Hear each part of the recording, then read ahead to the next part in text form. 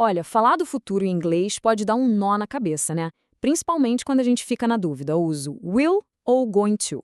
As duas palavras falam do futuro, claro, mas cada uma tem um jeitinho, uma intenção diferente.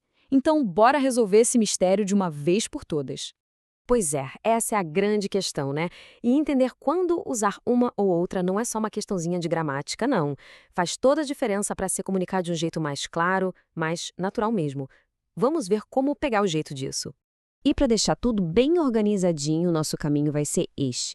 Primeiro, a gente entende a diferença principal entre will e going to. Depois, olhamos cada um com exemplos, vemos como montar as frases, analisamos um caso real e, no fim, um resumão com os pontos mais importantes. Então, vamos começar pelo coração da coisa, a diferença essencial. A escolha entre will e going to se resume a uma pergunta bem simples. Essa ação no futuro, ela já foi pensada, planejada? Tem alguma prova de que vai acontecer? Ou foi uma decisão ali, na hora? Uma promessa, um palpite? Para visualizar, pensa assim, ó. De um lado, going to. Ele é sobre planos concretos, sabe? Coisas que já estão decididas. E também sobre previsões que têm uma evidência clara, tipo olhar para o céu cheio de nuvem escura e saber que vai chover. Agora, do outro lado tem o will. Ele é mais do momento, da espontaneidade. É para aquela decisão que a gente toma na hora, para uma promessa que a gente faz ou para um palpite sem muita prova. Certo. Vamos mergulhar primeiro no going to.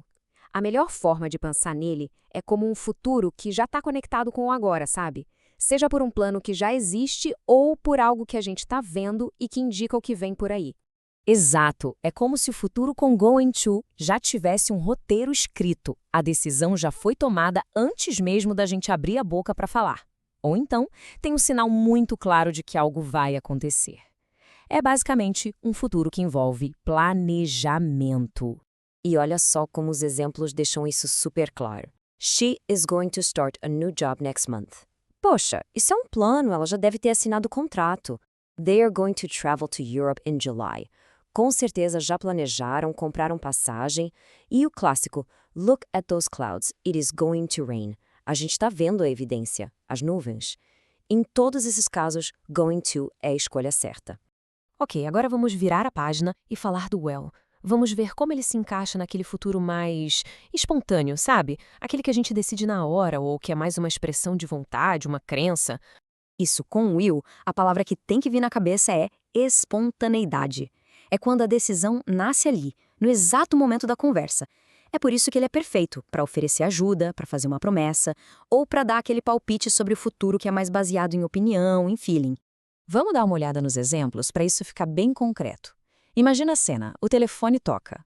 Alguém na sala fala, I'll answer it. Decisão tomada na hora.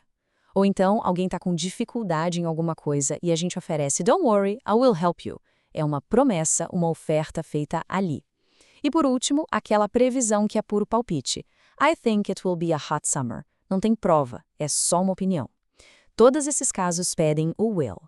Bom, com a ideia principal bem entendida, a parte de montar as frases, a estrutura, fica bem mais fácil. Prometo. Vamos ver rapidinho como ficam as frases na afirmativa, negativa e na hora de perguntar. Para afirmar alguma coisa, a estrutura é bem direta. O detalhe mais importante para lembrar é, com going to, a gente sempre precisa do verbo to be junto, sabe? O am, is ou are. Já o will é mais independente. Ele vem sozinho, direto antes do verbo principal. Agora, para negar, a lógica é a mesma. A gente coloca o not logo depois do verbo auxiliar.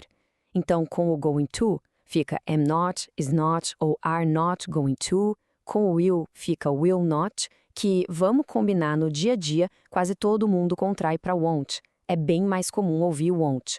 E para fechar, as perguntas. Aqui é só inverter a ordem. O verbo auxiliar, seja o to be ou o will, pula lá para o começo da frase, antes da pessoa. Simples, né? Beleza, a gente já viu a teoria, já viu as fórmulas, mas nada como ver a coisa toda funcionando na prática, né? Então vamos acompanhar a história do Bruno, um designer gráfico, para ver como o will e going to aparecem numa situação real. Olha só a primeira frase. He is going to start freelancing. Por que going to? Pensa comigo, isso é um plano, com certeza. Não é uma ideia que ele teve agora. Ele já se preparou e a prova está aí. Ele já tem até 2 clientes. É o exemplo perfeito de um futuro planejado. Mas aí, logo em seguida, o texto diz He will start on Monday. Por que agora mudou para will? Porque aqui o sentido é um pouco diferente. É como se fosse uma afirmação cheia de convicção, quase uma promessa que ele está fazendo. Uma declaração de que, na segunda-feira, ele começa. É sobre a vontade dele naquele momento. Aí entra a esposa dele, que acha que it will be hard, que vai ser difícil. Esse é o outro uso clássico do will. É uma previsão, sim, mas baseada totalmente na opinião dela, no sentimento dela. Não tem um gráfico, um dado, é a perspectiva dela. Por isso, will. E para fechar o caso do Bruno, ele diz que he will rent a small studio. Mas atenção ao detalhe, tem uma condição aí, se ele precisar de mais espaço. Isso não é um plano fechado. É uma decisão que ele tomou agora sobre o que fará no futuro, caso essa condição se realize. É uma reação a uma possibilidade, e para isso, will é perfeito. Ufa! Para fechar com chave de ouro, vamos só relembrar os pontos principais. Pensa nisso aqui como uma colinha mental, um guia rápido para nunca mais ter dúvida na hora de falar sobre o futuro. Então a regra de ouro é essa. Olha só, se for um plano definido ou uma previsão com evidência, use going to. Agora, se for uma decisão tomada na hora, uma promessa ou um palpite, a escolha certa é will. Ah, e não esquece, na negativa temos o not e o verbo principal fica sempre quietinho na sua forma original, sem mudar nada. Pronto, com essas diferenças bem claras na cabeça, montar frases sobre o futuro fica muito mais fácil, mais lógico. É mais do que só acertar a gramática, né? É sobre conseguir expressar exatamente a intenção por trás do que se fala. E agora, o que será que o futuro reserva para a prática de inglês, hein?